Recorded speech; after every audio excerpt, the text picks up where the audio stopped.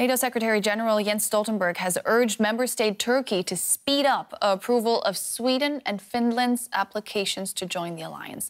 Turkey and Hungary are the only NATO members who still haven't signed off on the Nordic countries' membership bids. NATO Chief Stoltenberg spoke to the press after talks with Turkey's foreign minister in Istanbul.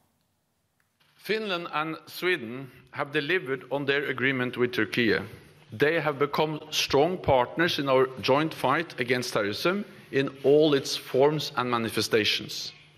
And they are clearly committed to a long-term engagement with Turkey to address your security concerns.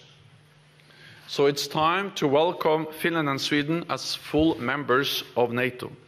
Their accession will make our alliance stronger and our people safer. In these dangerous times, it is even more important to finalize their accession. DW's NATO expert Terry Schultz is covering the story for us, and I asked her what her main takeaway from Secretary Stoltenberg's meeting was.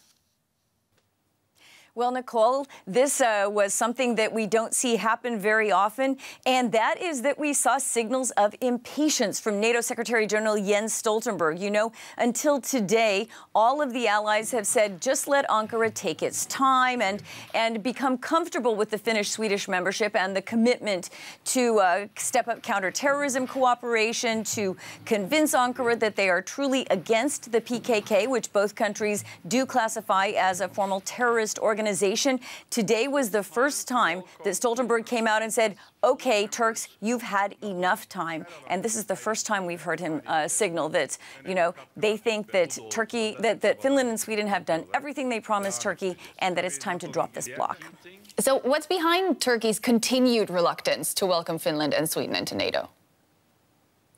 You know, a lot of the suspicion is that President Erdogan simply has a platform now to pressure Sweden, a country that has long irked him, because there is a high tolerance for freedom of speech and demonstration, even for a group that is considered a terrorist organization. And I can tell you, I was there over the summer, and there was a demonstration that was considered just pro-Kurdish officially, yet the PKK flags outnumbered any other flag by far. So you do have a very high visibility of the PKK in Sweden, and that is something that the government feels must be allowed under freedom of speech. Now, there's a new government in Sweden, a new, more conservative government, and they say that they're going to crack down on support for the PKK because that is outlawed since it is considered a terrorist organization. So there may indeed be movement on this on the Swedish side that allays even more of President Erdogan's concerns. But this is a complaint that he's had against Sweden for a very long time, and Sweden's wish to join NATO simply now gives him an opportunity to basically exploit it.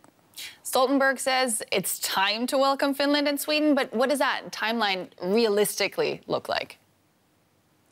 You know, the conventional wisdom has been that President Erdogan, who's running for re-election, would actually drag this out through his re-election campaign to show that he has power over NATO allies, to show that he can get things done, to show that he can make other countries make concessions to Turkey.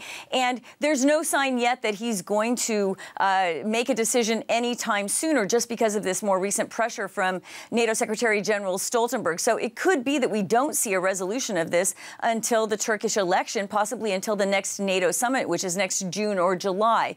We won't know for sure, but we could see some signals next week when the new Swedish Prime Minister, who I just mentioned, Ulf Kristersson, goes to Ankara and talks about his country's commitment to fighting terrorism with Turkey. So I'll be watching that next week to see if President Erdogan gives any sign that he's willing to drop his blockade earlier than next summer. Certainly a meeting to watch. Terry Schultz, thank you so much.